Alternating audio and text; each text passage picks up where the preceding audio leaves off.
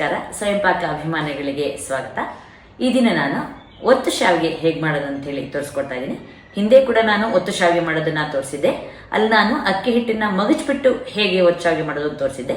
ಇವತ್ತು ನಾನು ಅಕ್ಕಿ ಹಿಟ್ಟನ್ನ ನೇರವಾಗಿ ಕುಕ್ಕರ್ ಬಟ್ಲಲ್ಲಿ ಬೇಯಿಸ್ಬಿಟ್ಟು ಸುಲಭವಾಗಿ ಮಾಡೋದು ಹೇಗೆ ಅಂತ ಹೇಳಿ ತೋರಿಸ್ಕೊಡ್ತಾ ಇದ್ದೀನಿ. ಬೇಕಾಗುವ ಪದಾರ್ಥಗಳು: ನಾನಿಲ್ಲಿ ದೋಸೆ ಅಕ್ಕಿ ಹಾಗೆ ಸೋನಾ ಮಸೂರಿ ಅಕ್ಕಿನ ಇಟ್ಕೊಂಡಿದ್ದೀನಿ. ಎರಡನ್ನು ಒಂದೊಂದು ಪಾವು ಇಟ್ಕೊಂಡಿದ್ದೀನಿ. ಒಂದು ಪಾವಿಗೆ ಹತ್ರ 1.5 ಕಪ್ನಷ್ಟು ಆಗುತ್ತೆ. ಈಗಾಗಲೇ ನಾನು ಅಕ್ಕಿನ ಚೆನ್ನಾಗಿ ತೊಳೆದ್ಬಿಟ್ಟು ನೀರಲ್ಲಿ ನೆನೆ ಇಟ್ಟಿದ್ದೀನಿ. ಕಡಿಮೆ ಅಂದ್ರೂ 2 ಗಂಟೆ ನೆನೆಸಿ, ಹೆಚ್ಚಾದ್ರೂ ತೊಂದರೆ ಇಲ್ಲ. ಅವಲಕ್ಕಿ ನಾನಿಲ್ಲಿ ಗಟ್ಟಿ ಅವಲಕ್ಕಿ ಅರ್ಧ ಪಾವ್ನಷ್ಟು ಇಟ್ಕೊಂಡಿದ್ದೀನಿ. ಅಂದ್ರೆ 2 ಪಾವು ಅಕ್ಕಿಗೆ ಅರ್ಧ ಪಾವು ಅವಲಕ್ಕಿ. ಈಗಾಗಲೇ ನಾನು ಅವಲಕ್ಕಿನೂ ಕೂಡ ನೆನೆ ಹಾಕಿಟ್ಟಿದ್ದೀನಿ. ಉಪ್ಪು ರುಚಿಗೆ ತಕ್ಕಷ್ಟು ನಾನಿಲ್ಲಿ 1 ಟೇಬಲ್ ಸ್ಪೂನ್ ಇಟ್ಕೊಂಡಿದ್ದೀನಿ ಹಿಟ್ಟಿಗೆ ಹಾಕ್ಲಿಕ್ಕೆ. ಅಕ್ಕಿನ ಸಣ್ಣಕ್ಕೆ ರುಬ್ಕೊಳ್ಳೋಣ.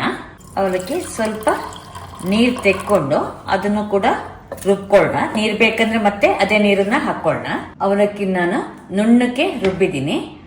ತೆಗೆದಿಟ್ಟ ನೀರನ್ನ ಅಷ್ಟನ್ನು ಹಾಕ್ಬಿಟ್ಟು ನುಣ್ಣಕ್ಕೆ ರುಬ್ಕೊಂಡಿದ್ದೀನಿ. ಅಕ್ಕಿ ನೋಡಿ ಗಟ್ಟಿಯಾಗಿ ರುಬ್ಬಿಟ್ಟಿದ್ದೀನಿ ನಾನು, ತೀರಾ ನೀರು ಹಾಕಿಲ್ಲ. ನೋಡಿ ಈ ಹದದಲ್ಲಿ ಇದೆ. ಈಗ ಅದ್ರ ಜೊತೆ ಈ ಅವಲಕ್ಕಿನೂ ಹಾಕ್ಬಿಟ್ಟು ಚೆನ್ನಾಗಿ ಕಲಿಸ್ಕೊಳ್ಳೋಣ. ಮಿಕ್ಸರ್ ಜಾರ್ಗೆ ಸ್ವಲ್ಪ ನೀರು ಹಾಕಿಬಿಟ್ಟು ಅದನ್ನು ಹಾಕಿದ್ದೀನಿ.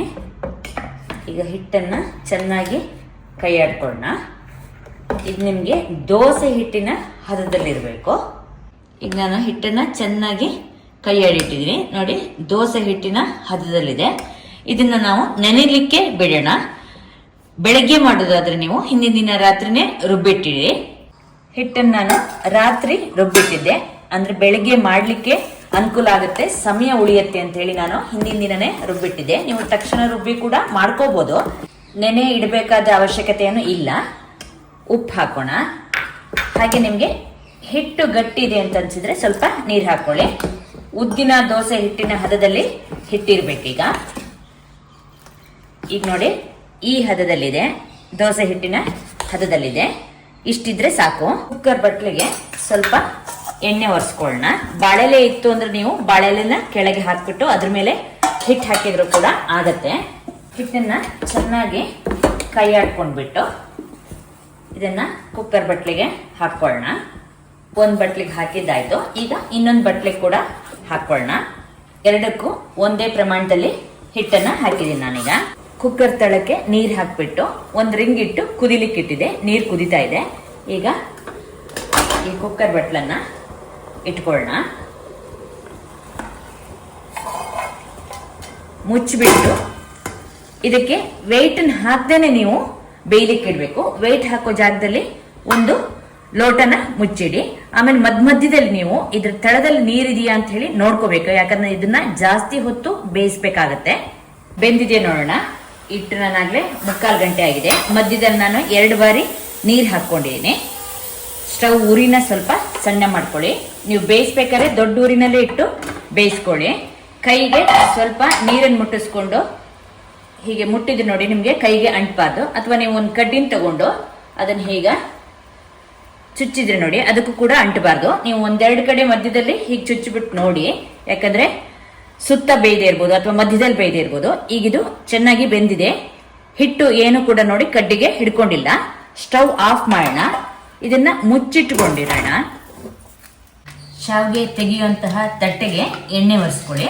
ಹಾಗೆ ಶಾವಿಗೆ ಒರಳಿ ಕೂಡ ಸ್ವಲ್ಪ ಎಣ್ಣೆ ಒರೆಸ್ಕೊಳ್ಳಿ. ಮುಚ್ಚ ತೆಗೆದ್ಬಿಟ್ಟು ಒಂದು ದೋಸೆ ತೆಗೆಯೋ ಸಟ್ಗೆ ಇರುತ್ತಲ್ಲ, ಅದರಲ್ಲಿ ಇದನ್ನ ಹೀಗೆ ಕತ್ತರಿಸ್ಕೊಳ್ಳೋಣ. ಸ್ವಲ್ಪ ನೀರು ಮುಟ್ಟಿಸ್ಕೊಂಡ್ರೆ ನಿಮಗೆ ಸುಲಭ ಆಗತ್ತೆ.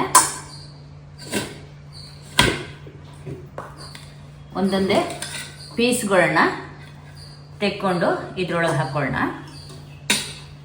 ಕೈಗೆ ಸ್ವಲ್ಪ ನೀರು ಮುಟ್ಕೊಳ್ಳಿ, ಶಾಖ ಸ್ವಲ್ಪ ತಗ್ಗತ್ತೆ.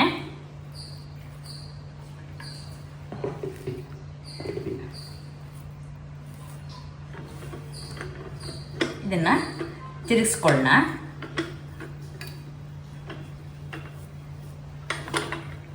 ಈಗ ಒತ್ಕೊಳ್ತಾ ಬರೋಣ. ತಟ್ಟೆನ ಹೀಗೆ ಸರಿಸ್ತಾ ಇರಿ, ಒಂದ್ರ ಮೇಲೆ ಒಂದು ಬೀಳಬಾರ್ದು.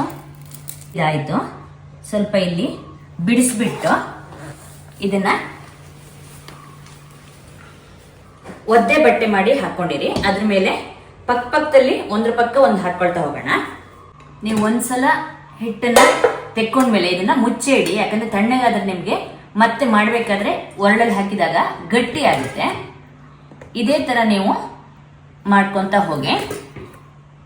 ಈಗ ನೋಡಿ, ನಿಮಗೆ ಹಿಟ್ಟು ಬೆಂದಾಗ ನೋಡಿ ನಿಮ್ಗೆ ಕೈಗೆ ಅಂಟದೇ ಇಲ್ಲ, ಚೆನ್ನಾಗಿರುತ್ತೆ. ನೀವು 1 ಇಂಚಿನಷ್ಟು ಈ ಬಟ್ಲಲ್ಲಿ ಹಾಕಿದ್ರೆ ನಿಮಗೆ ಬೇಯಲಿಕ್ಕೆ ಬೇಗ ಆಗುತ್ತೆ. ಜಾಸ್ತಿ ಹಾಕಿದ್ರೆ ಹೆಚ್ಚು ಹೊತ್ತು ತಗೊಳತ್ತೆ. ಈ ಬೇಯಿಸಿದಿದೆಯಲ್ಲ, ಇದನ್ನ ನೀವು ಇಡ್ಲಿ ತರ ಚಟ್ನಿ ಹಾಕೊಂಡು ತಿನ್ಲಿಕ್ಕೆ ಕೂಡ ತುಂಬಾ ಚೆನ್ನಾಗಿರುತ್ತೆ. ಈಗ ನಾನು ನೋಡಿ ಕೊನೆಯ ಪೀಸನ್ನ ಮಾಡ್ತಾ ಇದ್ದೀನಿ. ಅಷ್ಟು ಶಾವಿಗೆ ಆಯ್ತು.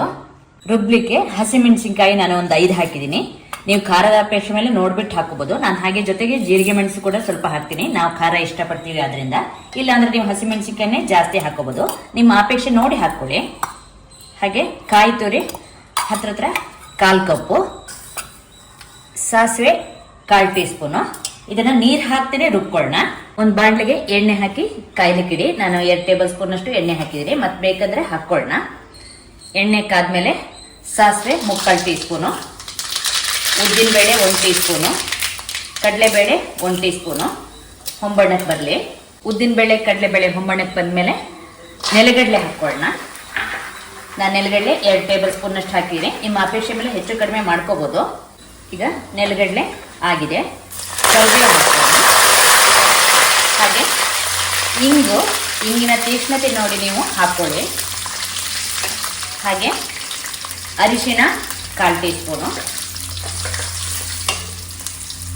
ಮಸಾಲೆ ರುಬ್ಬಿರ್ತೀವಲ್ಲ ಅದನ್ನ ಹಾಕೊಳ್ಳೋಣ. ಈ ತೀರ ನುಣ್ಣಗೆ ಆಗ್ಬೇಕು ಅಂತಿಲ್ಲ, ಸಾಸಿವೆ ಹಸಿಮೆಣಸಿನ್ಕಾಯಿ ಎಲ್ಲ ಪುಡಿ ಆದ್ರೆ ಸಾಕು. ಚೆನ್ನಾಗಿ ಕೈ ಆಡ್ಕೊಳ್ಳೋಣ. ಈಗ ನಾನು ಇದನ್ನ 1-1.5 ನಿಮಿಷ ಹುರಿದಿದ್ದೀನಿ. ಸಾಸಿವೆ ಹಸಿ ವಾಸನೆ ಹೋದ್ರೆ ಸಾಕು. ಈಗ ಸ್ಟವ್ ಆಫ್ ಮಾಡ್ಕೊಳ್ಳೋಣ. ನಾನು ಜೇನಿ ಬೆಲ್ಲ ಹಾಕ್ತಾ ಇದ್ದೀನಿ, ಆದ್ರಿಂದ ನಾನು ಜೇನಿ ಬೆಲ್ಲನ ಈಗಲೇ ಹಾಕ್ತೀನಿ. ನೀವು ಬೇರೆ ಪುಡಿ ಬೆಲ್ಲ ಹಾಕೋದಾದ್ರೆ ಕಲಿಸ್ಬೇಕಾದ್ರೆ ಹಾಕೊಂಡ್ರಾಗತ್ತೆ. ಬೆಲ್ಲ ಹಾಕಿದ್ಮೇಲೆ ಒಂದ್ಸಲ ಚೆನ್ನಾಗಿ ಇದನ್ನ ಕಲಿಸ್ಕೊಳ್ಳೋಣ. ಈಗ ಇದಕ್ಕೆ ಈ ಶಾವಿಗೆನ ಒಂದೊಂದಾಗೆ ಹಾಕ್ಕೊಂಡು ಕಲಿಸ್ಕೊಳ್ಳೋಣ. ಮೇಲೆ ಸ್ವಲ್ಪ ಕೊಬ್ಬರಿ ಎಣ್ಣೆ ಹಾಕ್ಕೊಂಡು ಅದೇ ಕೈನಲ್ಲೇ ನಿಮಗೆ ಕಲಸಿದ್ರೆ ಇದು ಚೆನ್ನಾಗಿ ಕಲ್ತ್ಕೊಳ್ಳುತ್ತೆ. ಒಂದ್ಸಲ ಕಲಿಸ್ಕೊಂಡ್ಮೇಲೆ ಉಪ್ಪು ರುಚಿ ನೋಡ್ಕೊಂಡು ಹಾಕ್ಕೊಳ್ಳಿ. ನಾನೀಗ 1 ಟೀ ಸ್ಪೂನ್ ಹಾಕಿದ್ದೀನಿ. ಹಾಗೆ ಕೊತ್ತಂಬರಿ ಸೊಪ್ಪು, ಕಾಯಿ ತುರಿ, ಹಾಗೆ ಲಿಂಬೆ ಹಣ್ಣನ್ನು ಹಾಕೊಳ್ಳೋಣ. ನಾನು ಅಷ್ಟನ್ನು ಕಲ್ಸಕ್ಕೆ ಹಾಕ್ಕೊಂಡಿಲ್ಲ, ನೋಡ್ಕೊಂಡು ಹಾಕೊಳ್ಳೋಣ ಅಂತ ಹೇಳಿ. ಬೇಕಾದ್ರೆ ಮತ್ತೆ ಹಾಕೊಂಡು ಕಲ್ಸ್ಕೊಳ್ಳೋಣ. ನಿಂಬೆ ಹಣ್ಣನ್ನು ನೀವು ರಸ ನೋಡ್ಬಿಟ್ಟು ಹಿಂಡ್ಕೊಳ್ಳಿ. ಉಪ್ಪು ಹುಳಿ ಖಾರ ಎಲ್ಲ ಚೆನ್ನಾಗಿ ಎಲ್ಲ ಶಾವಿಗೆಗಳಿಗೆ ಕೂಡ ಹೊಂದ್ಕೊಳ್ಳೋ ಹಾಗೆ ಕಲಿಸ್ಕೊಳ್ಳೋಣ. ನೋಡಿ ಶಾವಿಗೆ ಕೂಡ ನೋಡಿ ಉದ್ರುದ್ರಾಗಿ ಬಂದಿದೆ. ನಾನು ಚೆನ್ನಾಗಿ ಕಲಿಸ್ಕೊಂಡಿದ್ದೀನಿ.